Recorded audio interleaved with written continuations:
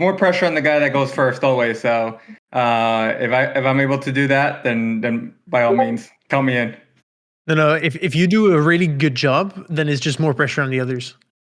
So well, I mean, I mean, you're gonna write the check right now, right? So like, if I get, and then my money's gone at that point. I just have, I'm going to give you everything. So yeah, I watched too much Shark Tank. I think I know how this works.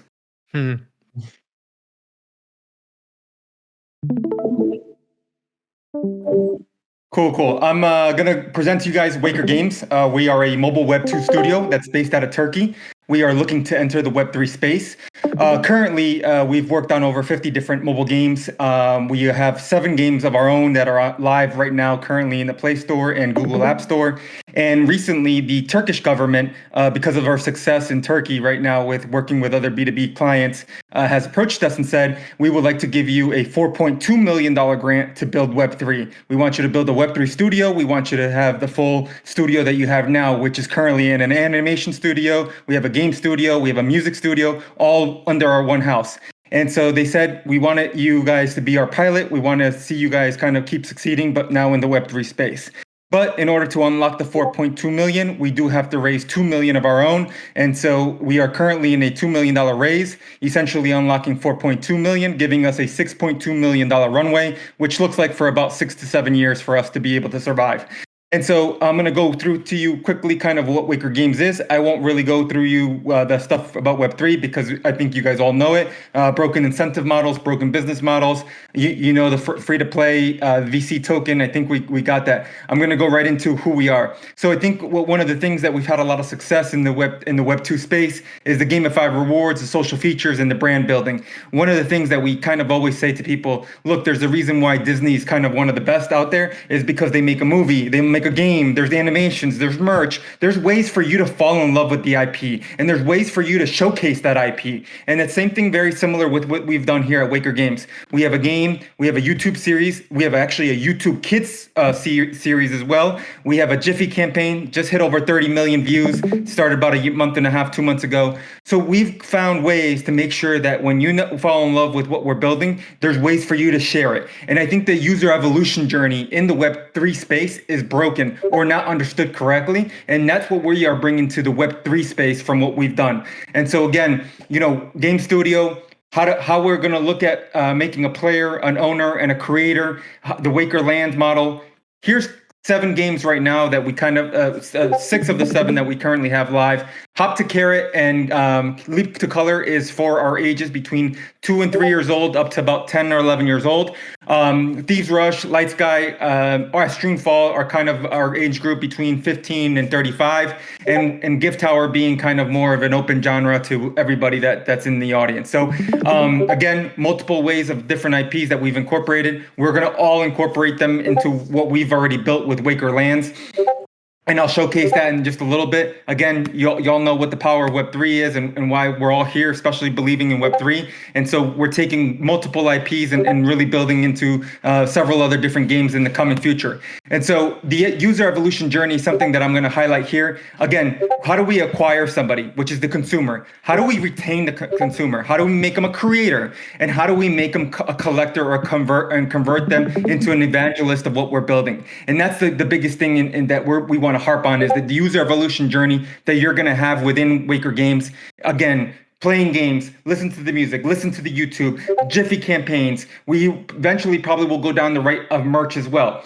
To give you some more context on this, we just recently did a game for a famous content creator in Europe called Oguz, who has about 500,000 or more on TikTok and about 500,000 or more on Instagram. We currently did a game for him. It's a content creator game that he was looking to do. But because we have partnership with Razer Games and MSI Computers, the 2 largest gaming brands in Web2, they asked us to say, hey, can you put our partnership, our logos inside of your game? And so we made this content creator game for them that is showcasing MSI and Razer Games. MSI Computers also said you are allowed to give away 2 computers every single month to whoever's on the top of the leaderboard. And Razer Games said 3 headphones, 3 mouses to who was ever on top of the leaderboard after MSI. So when we say we understand the user evolution journey in the Web2 space, it's kind of why we've been kind of leading a lot in Turkey with other mobile game studios hiring us to help them with video games. And so again, just kind of going through the content pacing, kind of going through how this all works. Again, it's a lot of understanding the loops. It's a lot of how do we keep the dopamine going, but how do we entertain them outside of just gaming? And so we want to make sure that this is something where you're able to connect with friends, but also with your family, right? I'm 36 years old. I got a 6-year-old and a 4-year-old. They play video games every single morning while they have breakfast. I have them playing video games right now, our Waker games. And I could truly see the ways that we're able to now incorporate into the leaderboard in Wakerland together and have that fun with your family as well. But as that said, a strewn fall being our competitive game, I also know how to say to my friends here, hey, are you ready to get into a match? Are you ready to kind of like rumble in this? There's the tournament coming up. There's whatever it is that's happening. We could get really competitive. And so we have both ways to turn on that lever on. And so again, we kind of went to the best to make sure that what we're designing is the ecosystem is balanced correctly. We're working with EQL Labs, part of Machinations, to build everything that we've built. The gaming loop is kind of here in a little nutshell. Again, earning in-game rewards, the assets, the gold, the tokens, everything to be able to kind of increase your score and really kind of look into it. One of the things that we're looking at is the monetization. Again, in the Web2 space, we've monetized well with our games and with our clients. So we look at starter packs, we look at season packs, we look at trading fees, right, in the Web3 space. One of the cool benefits right now that we've kind of come across in the sense that we've talked to a lot of communities in the Web3 gaming space, and we've said to them, how do we bring your IP into our game? And how do we make this something that's actually fun? And rather than your typical, hey, we'll take your skin and that's it. Because we are a mobile studio game developer, like we know that like the quality of the games aren't like AAA graphics, right? Because we're targeting a lot of like Brazil, Vietnam, Philippines. We're targeting where cell phone is. We understand the capacity of these cell phones and what they can do, right? And understanding how much they can download. And so with that said, we have several different packages that we're going to different communities and saying, do you want to bring in your NFT to our game? It might be a cost. If you say, no, I don't want to pay for it, but I do want to collaborate, great. So then we'll create the NFT or whatever the skin is or whatever the character is, whatever it is from that community. And we will say, hey, we'll release it to your community, let them know it's 99 cents to get into it, and then this is how we activate microtransactions, right? So there are several ways that we are going to be monetizing. On top of working with communities and IPs, that's another way that we're going to look at monetization. So again, I'm going to go really quickly here. Our B2B is what we're known for in Turkey. We're a very large game studio that's worked with, again, over 50 different games. We're currently the game developer for Kodris, which is one of the largest education companies in the world. We actually create all our coding games. We've worked on stuff for Wake Gamer Arena, which 2 of their games are top games right now in the ecosystem for them. Again, we're working with a content creator. We have other really good B2Bs that I can't really say out loud since I don't have the NDA here with all you guys, but I could share it with you guys if you guys wish. Cool. So again, Waker Games, here's the picture of, again, with the president of Turkey, again, recognized for what we've been doing. We've won several awards in Turkey. And this me and my team. Everybody, we're all located in Turkey except me. And yeah, that's me in a nutshell. And hopefully I killed it in whatever time you just gave it to me. Fantastic job, Turkey. So hit me with the questions, whatever you guys need. I'm here for it. I hit you with the 2 million. I thought we were going to say no questions. No, I think I don't think I have enough time for questions, so I'll go straight to feedback. And maybe this fits for within, and then we can make this like maybe like a normal process. That's something that we can chat about later. You can reach out to me. So feedback is. You probably talked fast because there was limited time. So, you know that for a real pitch, you should be talking slower. I really like the fact, most of the pitches that we see are from people that are pretty crypto native and don't, they understand blockchain, but they don't necessarily understand gaming. And so we as a more gaming native fund prefer to back teams that know how to build games, because building games is harder than building crypto tech in general. And building both is just really hard. So that's really good. What I'd love for you to like give me a sense of was how successful you've been, because you told me we've built these number of games and we have a lot of B2B clients. But hit me with that data, man.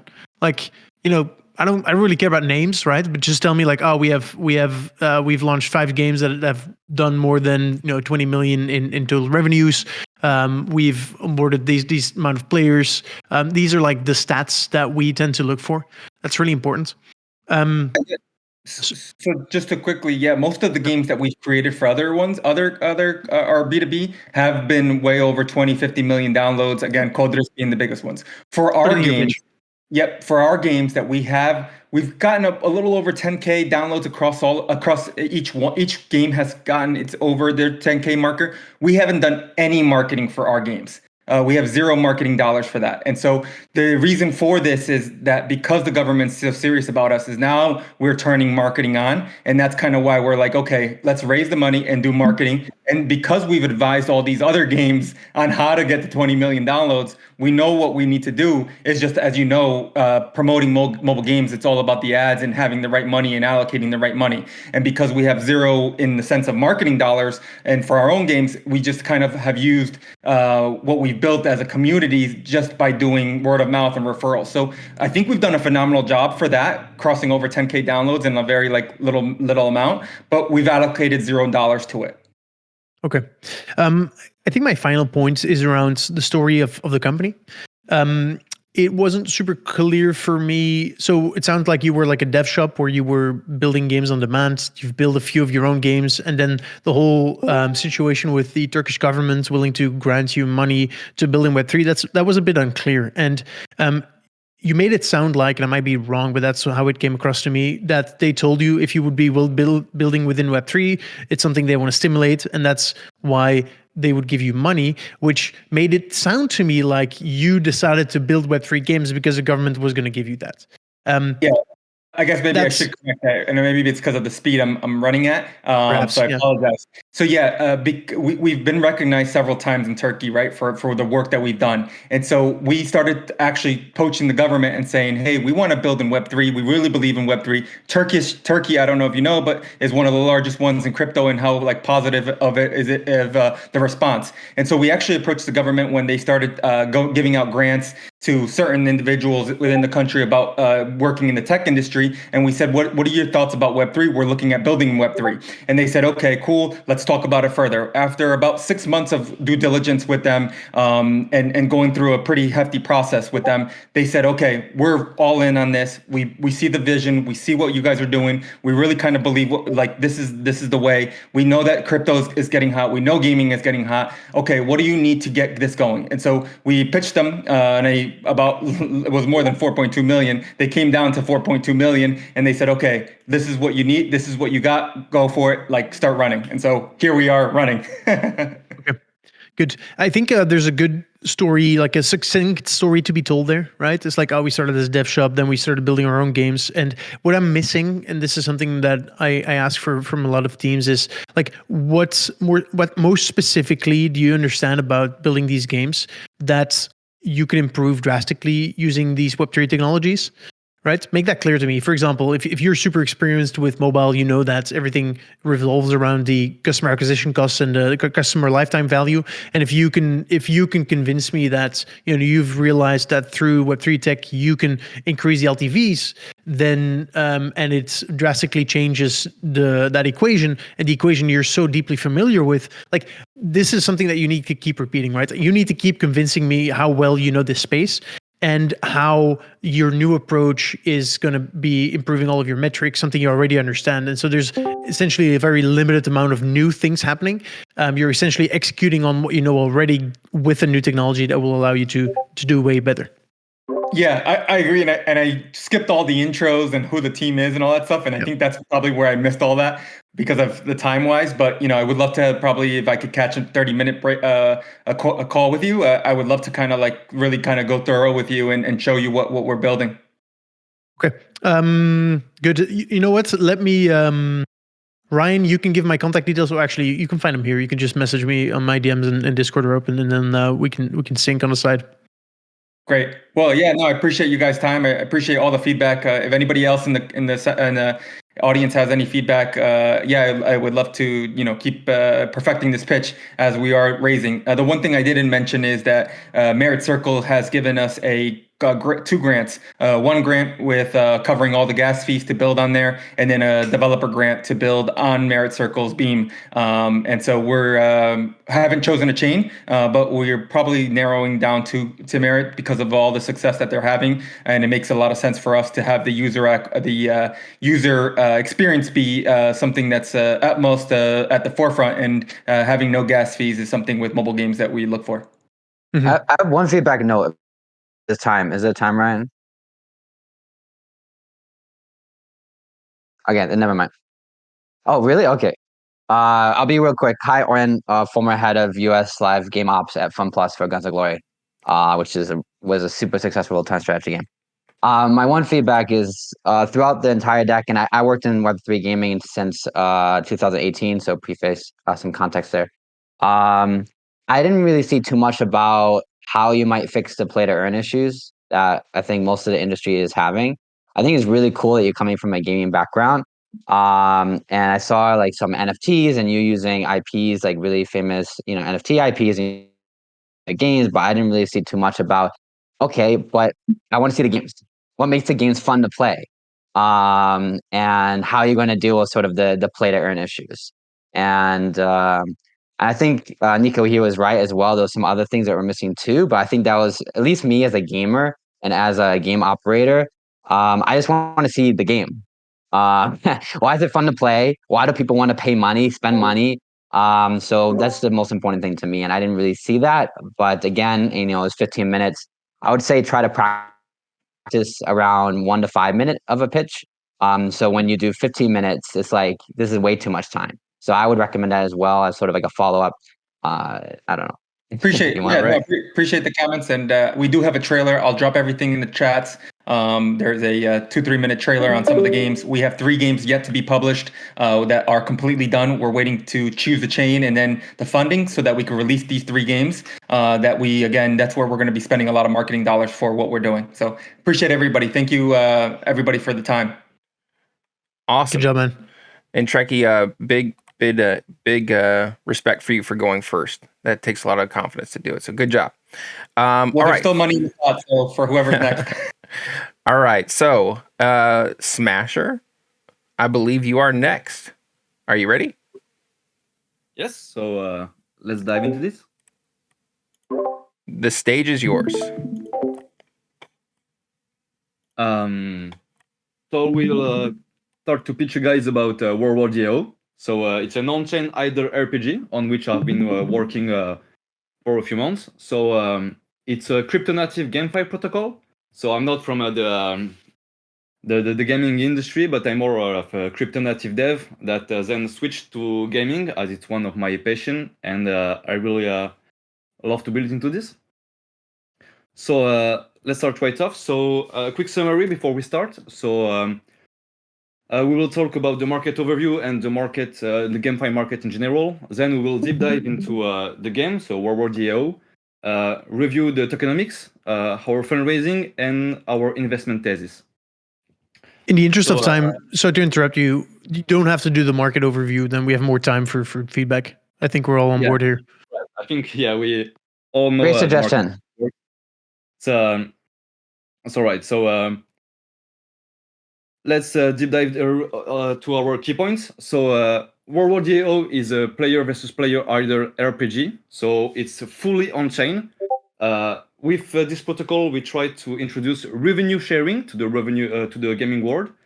We have both mobile and PC version, a full-on Telegram integration to easily onboard the retail, and we also have deep and insightful starts for all our investors and players. So a quick overview. So we are a GameFi protocol, and we aim to bring revenue sharing to the gaming industry. So we build around an idle RPG gameplay. The game is both fun to play and has an interesting financial game built behind. So all the protocol revenue is shared using our utility token, the WWD, and our PvP systems. So we are available on Navigator, and on smartphone we have the option to play via a progressive web app that gives almost the same user experience as an app or on the Play Store on the App Store. So this allows you to earn crypto while playing at any time of the day. So we also build an OpenAI assistant that helps players deep dive into how to use cryptocurrency and how to understand the mechanism of the games and how to build their strategy regarding the financial game. So this will be very useful to help new players and new crypto participants to understand how they can join the game. So we also build notification systems that will give you regular informations about your part of the revenue share, what happens to your military base, and other data about the protocol in general. So what is WorldWarDAO? So we will dive into the gameplay right away. So first, each player must choose under which leaders they are willing to fight. So we have 3 leaders. We have Donald Trump, that is representing the USA, Vladimir Putin, that is representing the Russian nation, and Kim Jong-un, that is representing the North Korean nation. So the characters are chosen for their memorable part, and also to give players a sense of community. So then a player starts to build their military base. So as you can see, the game is fully 3D. So the video is not playing. My bad. And as all the integration already ready. So why players are building their military base? So as you build your military base, you are farming the second currency of the game. That is only for the game. It has no intrinsic value, as in only used to track the progress of the player inside the game and allowing them to fight against each other. So the game has also multiple microtransactions built into this that will helps to bring the revenue to the protocol. So players can buy a boost for either their base or their own nation. So they can help also other players of the same nation, reinforcing the unity beyond the DAO. We also have shields that protect the base from further attacks. Players can also buy some guns, so the second money of the game, to help them improve their military base. So in order to earn a share of the protocol revenue, you must stake your tokens. So we have an easy interface on the application and the game. So players and investors, by the way, because you can also earn while only being an investors, to stake their tokens. Another part of very important part of WorldWarDAO is the player versus player aspect. So you have a lot of stats when you build your military base that will decide if you win the fight or not against another player. All of this is powered by Chainlink and has a random aspect also. So how can players earn without investing? So we created a new system that is called the NFT on liquidity. So a portion of all the revenue of the game is sent to a pseudo delta neutral market making strategy. So it can be a complicated word, but basically we compose with other elements of decentralized finance on Arbitrum in order to generate yield that will be then sent on an hourly basis to the players. It will be shared proportionally to their NFT on liquidity that is exchanged during PvP battle, and it's amplified in the game as trophies. So the more trophies you have, the more you will earn on a daily basis. There is also a DAO versus DAO aspect about the game. So each DAO, so nation, will be able to fight each other for part of the revenue share, and there is multiple milestones put in place so that the DAOs that does better will earn more revenue share. So we have a pretty clear investment thesis. So WorldWarDAO addresses itself to 3 types of audience. So first we have the one that we commonly call the degen. So it's a person that is crypto native, very familiar with DeFi, and usually is both a GameFi enjoyers and investors. So Hey, Smasher, these just people heads up. will come. Heads up real quick. Sorry? 5 minutes. Just want to let you know.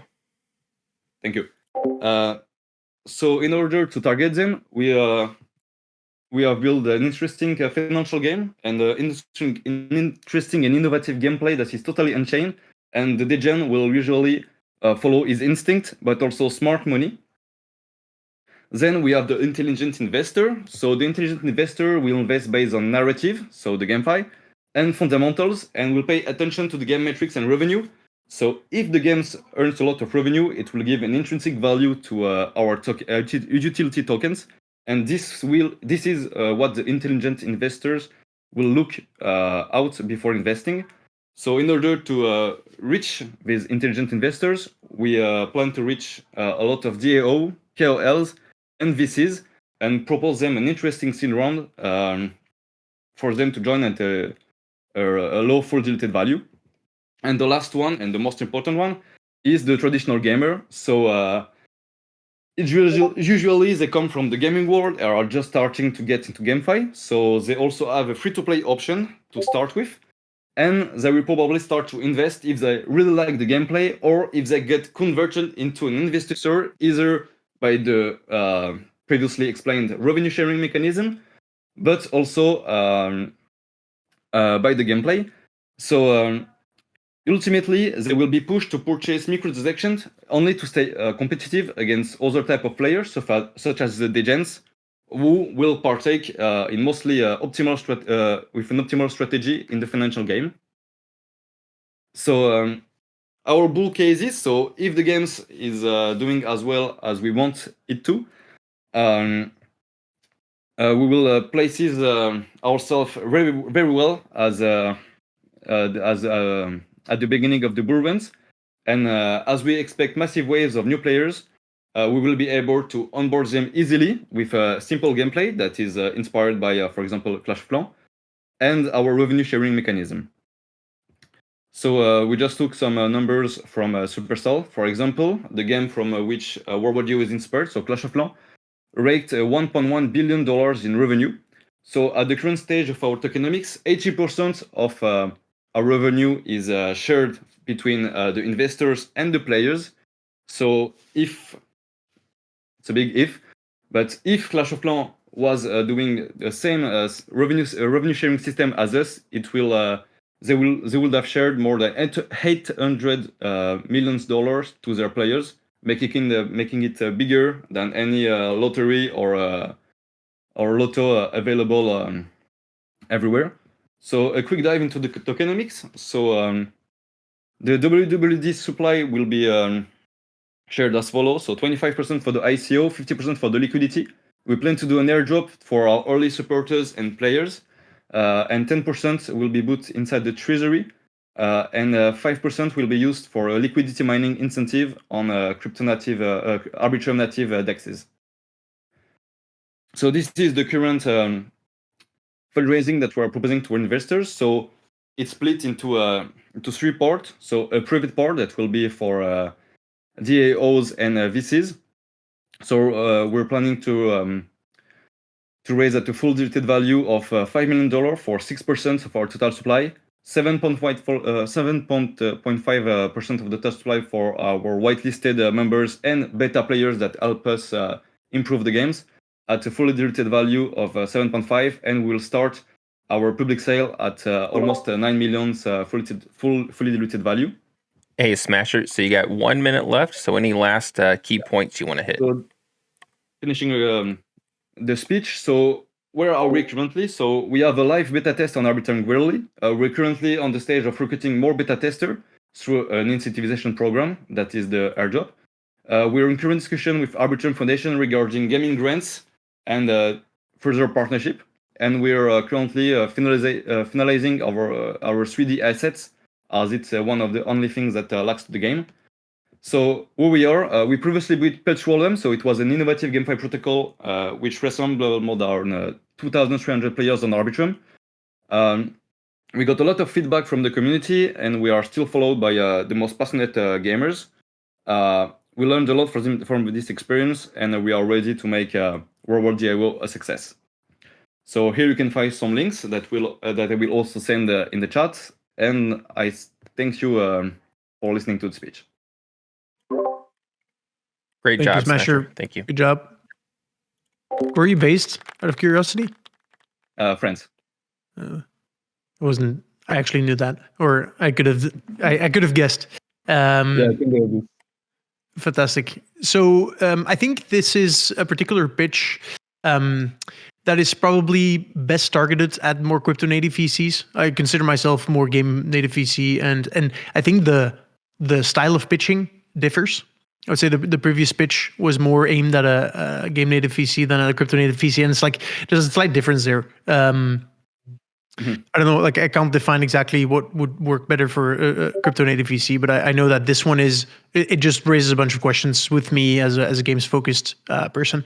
I think your last slide where you talk about who you are, I like to see who exactly is working on this. Like, I think you need to be, I like to see a founding team. And I like to see if you can tell me, like, okay, these are us, like these are the companies in the Web2 world we've worked at before. We're engineers, we're cryptographers. As a passion project, a couple of years ago, we built this type of game. It had reasonable success, especially for being a fully on-chain game.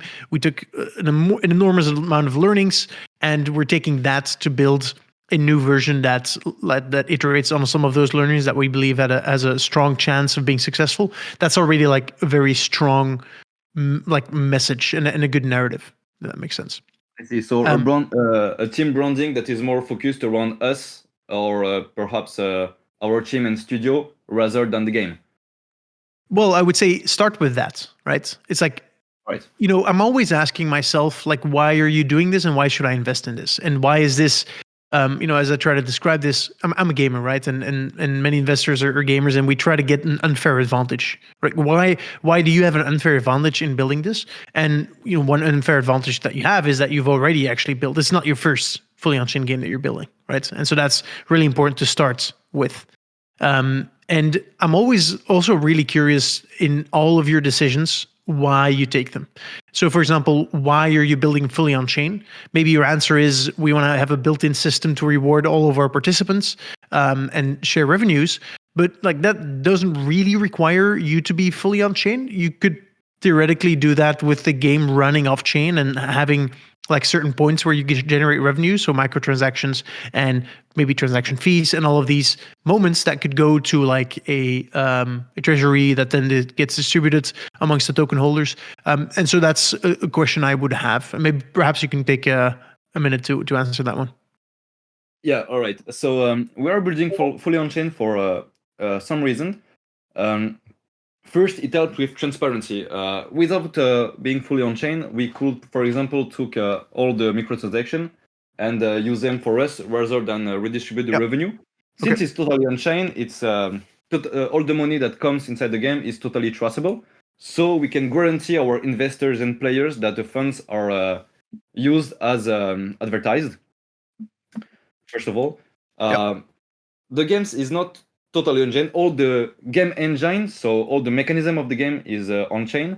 Then the front-end part works on the browser, and all the data analysis of our Telegram integrations are running on various APIs. I think it's more like a design choice and transparency. Are you using any engine? Like Mud or maybe Dojo, or are you building everything yourself? We're kind of building everything ourselves. So we're using a 3D engine that is called React 3 Fiber. So but I mean for your backend. For the backend, it's more like various APIs. So we use the best framework in general, depending on the task to be. We build mostly with Bun and Next.js. Do you know Dojo and Mud? I don't think I've heard of that. So I'm not the one actually doing the backend. I'm only working on the tokenomics and more of on the blockchain development. Okay. So we'll have to ask our So- backend developer. I'm pretty close to the whole fully on-chain gaming space, and it would be very important for you if you're pitching to understand that space, know all of the major players, know all of the biggest games that are being built in that space.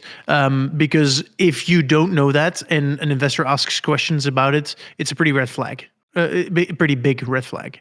I'm as I said, there are currently 2 engines that you can use to build fully on-chain games. Which will speed up your process dramatically. And so I would need to understand why you've made the decision not to use them. And, not knowing about them is, given that Web3 is so community driven, it's not a great look. Yeah, all right. And then I think a final point of feedback is that I'm assuming this is a token only raise. Yes. Yeah. So this also narrows down the your potential list of investors, right? I'm sure DAOs will be happy to invest in this, and some crypto native VCs will as well. Us, for example, like BITKRAFT, we don't invest in token only rounds. One of the lessons you learn if you build a lot of games is that games are a very hit driven business, and what we look for is like the first game rarely works out, and so there's a lot of teams that and studios that have built multiple games and only their 4th or 5th game actually turned out to be super successful. And so for that reason, it's risky for us to back just a game with a token. And we prefer to do equity investments in a studio with token warrants. So when you screw up your first game, which is as a high likelihood of happening, then you can build another game and all of the investors are still on board and incentivized. I see. Yeah. But obviously Perfect. that complicates what you're trying to do, right? So it's just know that this is not a bad strategy in itself, but it just limits you to a certain type of investor, and you're excluding a bunch of the more traditional ones.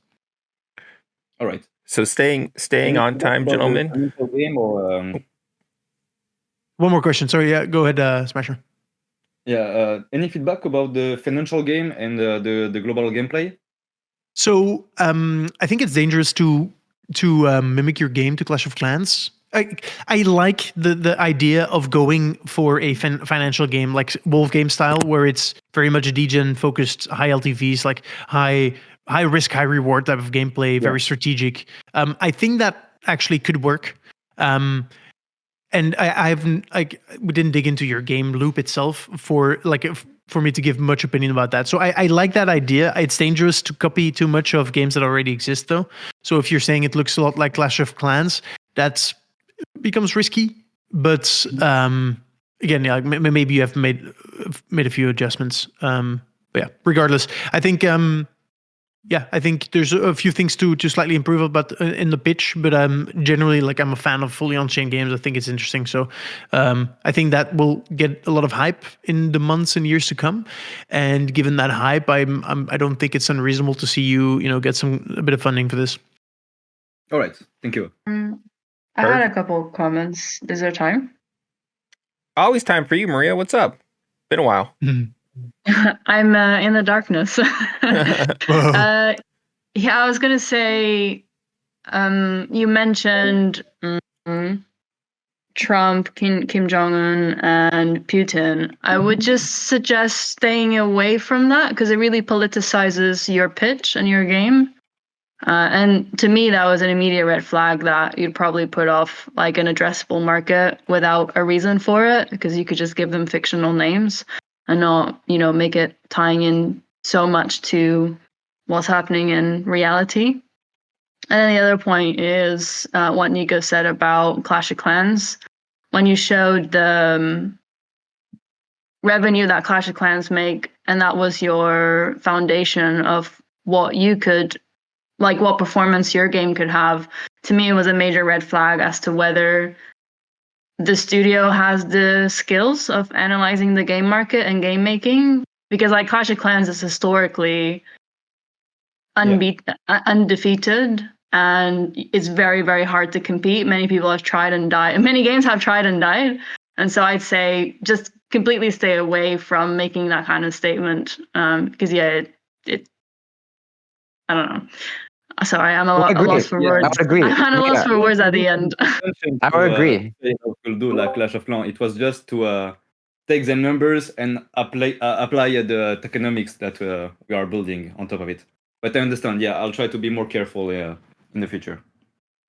So I would want to see someone on your team from Supercell if you keep putting that in your deck. Just being blunt.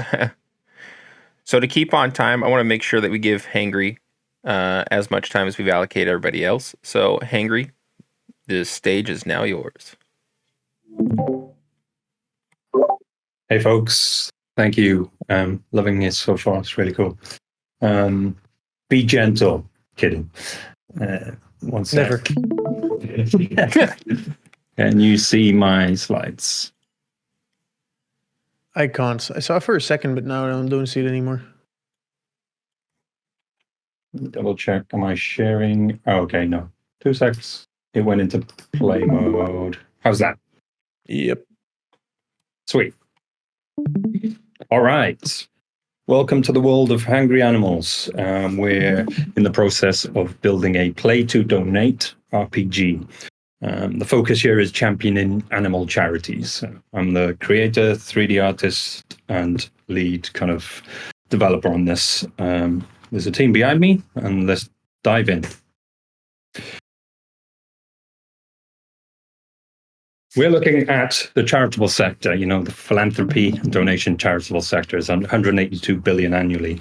It's a sizable chunk, but still 52% of the transactions and donations are still done through a check or a low and slow transactional mechanism. So, along with that comes a lack of trust and transparency, and the user experience is a bit boring, to be honest with you. So we want to push that out a bit. We're looking to build a play-to-donate game where we're giving gamers a little bit more of a higher purpose, where there's a feel-good factor in how they play and where those good causes and donations go.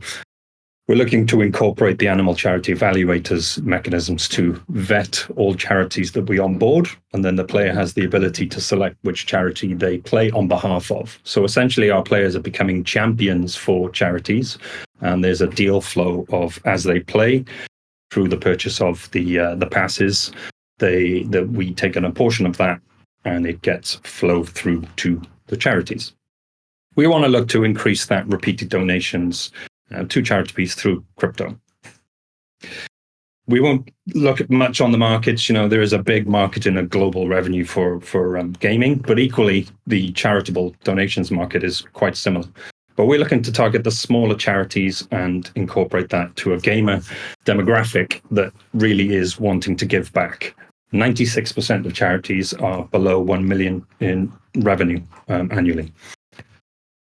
So the product itself is a play and win together kind of piece where you take your character through a series of gaming experiences and you increase the metadata and increase your players' progression and development through the platform, and you earn the in-game token as you play. So that's the Tarball token we're talking about. And there's a real nice synergy here between the gaming aspect, the fun, playful RPG, and the fact that you are providing a reward mechanism as you win, you're putting a deal through to those charities in the same breath. We're actually incorporating this with a series of NFTs, but we're doing something called an intrinsic value NFT with our partners. What that means is 50% of the value of the NFT is locked inside the asset at point of purchase, which means that the floor price isn't a factor at this point. And every time an NFT is burnt, a percentage of that gets distributed to the rest of the holders of the NFTs. The aspect that we're looking at really is to evolve those characters on chain, because we're going to have a seasonal leaderboard, and the seasonal leaderboard, whoever's at the top of that leaderboard at the end of each season is eligible to be a character that plays a part in the comic series, which we've finished 1 comic out of 5 already, and also in the animated series, which we're in the process of developing the trailer for. So this is a kind of a holistic piece of IP, really, that doesn't just evolve around the game, but the game is a big part of the rollout. So dynamic traits for the characters, so they can evolve and the player can customize them themselves. Purchasable assets and skins in the game. and then a sponsorship opportunity where additional businesses can provide sponsorship revenue stream inside the game, not just banner ads, but actually placement ads, sponsored skins and wear and advertising pieces inside the game itself. So the business model as itself is a membership pass through the NFT sales, and 10% is going into a treasury wallet for the charitable donations, and an 8% chargeable transactional tax will be stored for the purposes of rewards. We will have 2 tokens launching. One will be the Hangry token, is the governance token, and then the Tarball token as a reward token from inside the game. Only earnable inside the game. As mentioned, we have comics in progress. There will be toys. I love a vinyl toy. I want a vinyl toy of these characters at the end. There is a merchandise store already up and running, sponsorship conversations happening, and the game itself at this point is at a grey box level 1 alpha without the Web3 integration right now. These are the go-to-market pieces that we're looking at doing. Increase the community, onboarding 5 charities by the end of Q1, and then a rollout of the collection at the end of Q1 as well, and then grow from there. We got some decent traction at the moment. Got some good partnerships with the likes of Simplio, which is a mobile-based gaming platform for NFTs and token exchanges. This has been around for a while, but the gaming aspect is something that we've really tackled this year. In the background, we've been building a lot of the IP pieces and making those connections to this point. So yeah, and we just won a grant to produce an animated trailer through Creative Wales in UK. Roadmap. This is looking to push level 1 alpha by the end of Q1 with gated access to the community alongside the NFT drop and the comic release. The token itself will probably be a Q2 release. And then by the end of Q3, we want the game polished with a level 1, 2, and 3 playable with rewards. And then we'll look at the producer passes and the animated series stuff from then on out. But the focus right now is absolutely the game. Myself, I've been 22, 23 years in the creative sector, doing brand directing, animation projects and brand projects, and mobile applications for financial institutions, VR experiences for palliative care. So that's where patients put on headsets to go on cycle routes and improve and increase the amount of exercise they do. Folks like cystic fibrosis patients who can't be in the same room as anybody else because their immune system is lower. So I've helped develop an MVP for a VR experience where tablet can control the experiences on the headsets. Hey, Hangry, So just real quick, with that. 5 minutes. Just want to let you know. Cool. No worries, man. The rest of the team, Dan's high frequency trading and been in developing in this space for 20 years, and 10 years in Web3 and crypto. Kerry, CMO, has been doing this for a while and was project manager with me in previous agencies. And myself and Terry have written the scripts, the lore of the game, and the comics collectively to a point at which at today. Backing us is a team of developers, brand specialists, and 3D artists, all contracted to help progress the game development and to a finish. The ask right now would be surprisingly small, but this is purely for the vertical slice of level 1, 2, and 3, which is all we need for the time being to get us to a point where we can start sort of promoting and pushing that around. The rest of the levels will come down the track in a seed round. We're obviously in a pre-seed stage right now, but this includes a 10% equity in the business and a token warrant to follow. If of interest, if there's anything you wanted to discuss further with me or any of the team, then we'd love to chat. And yeah, let's get hangry. Thank you. Great job, Hangry. Thank you. Can you just listen to that voice like an hour? You know? British accent. Well, do you know what? It's funny you say that. The Welsh accent sometimes is to be desired. Kidding. You know, it's It's No. very unique, I think. You don't hear many Welsh accent in this space. I do believe so. Smooth. Yeah, exactly. Thank you. Thank you. Okay, so feedback. One thing I missed was I felt it's strongly focused around the good that you're doing, which, by the way, I admire very much. But I didn't really understand what kind of like what the IP was around. I mean, I guess animals, right? But what kind of game you're building? That wasn't super clear to me. And what was also is probably even more important, what wasn't clear to me as an investor is what's in it for me. There's clearly, like, as I understand it, and feel free to correct me, what you're doing is you're building a game. It didn't feel like you're trying to innovate much on the gaming side or on the IP side, but the idea would be to convince people to play the game because by playing the game, they're actually doing something good in the world. Is that a fair description? Yeah, I would say that's a fair assessment. I think what we do need to do is go a bit stronger on the fact that it's an RPG with, evolving story and narrative within that space. But absolutely, I think the complexity around charitable donations and making charity donations fun again, really, because you look at Just Giving, you just provide a simple text box. Yay, I just gave £10. Why don't we make that a little bit more incentivized by going, oh, play this game, and your donation is is a bit more welcomed, but it's a bit more appreciated. Equally, you look at the world of Fortnite, and for the entirety of their existence, they've only ever given away one skin for charitable donations. And I just think that's a travesty compared to the size and the scale of the organization. Why isn't there more of a parity between charitable donations and gaming? Everyone wins in that scenario, I think. So looking at a better deal flow where it's a bit more equitable. So I guess that needs to come through a bit stronger.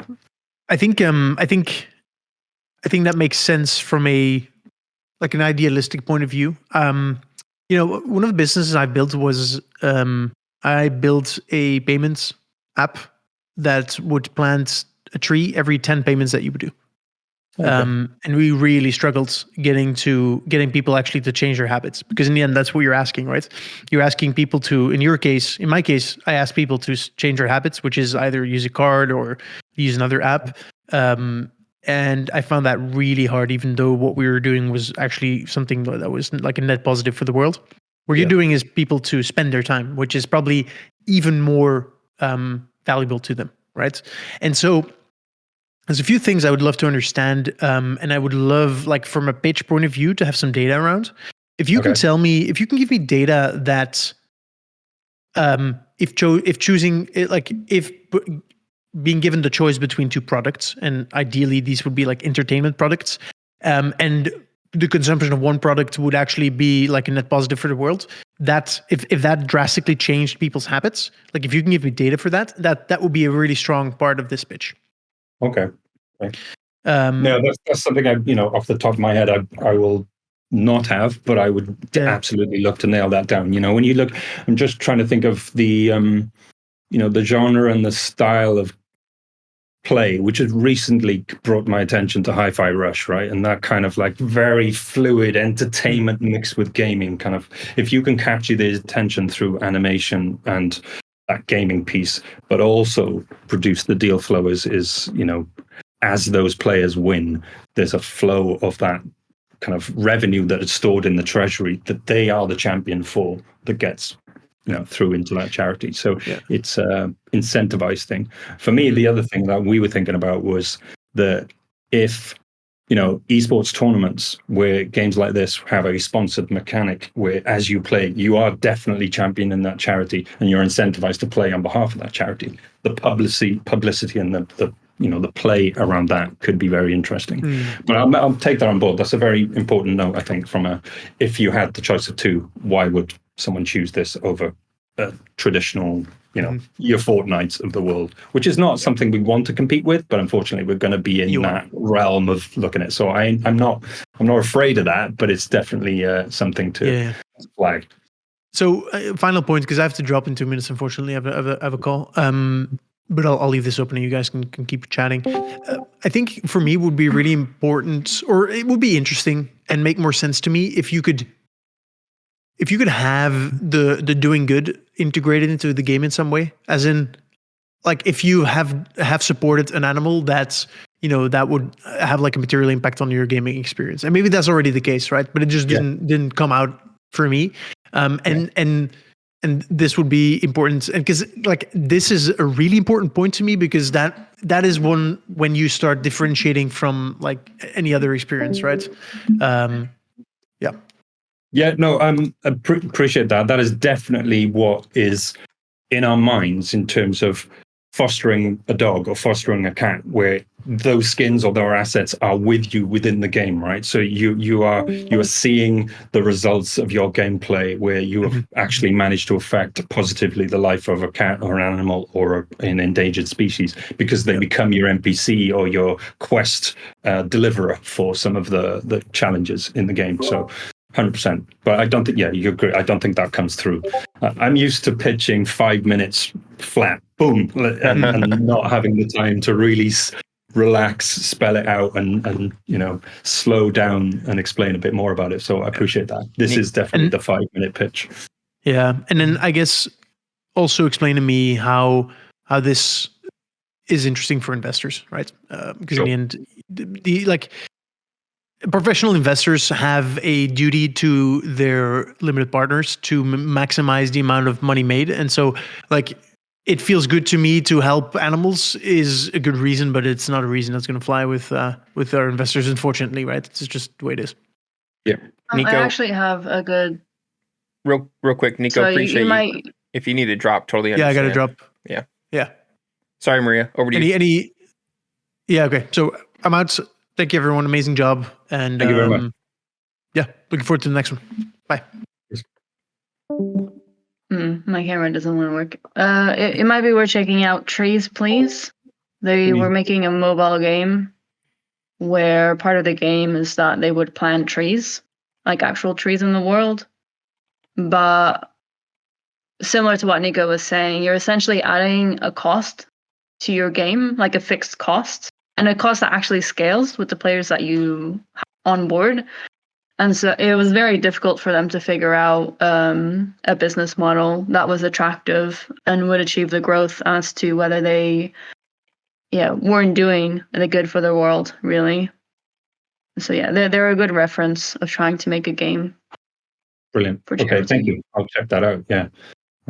Just thinking about the revenue streams beyond the game aspect, but it's important to nail down the gaming revenue stream first. So in-game skins, all of those things being chargeable, but to a point.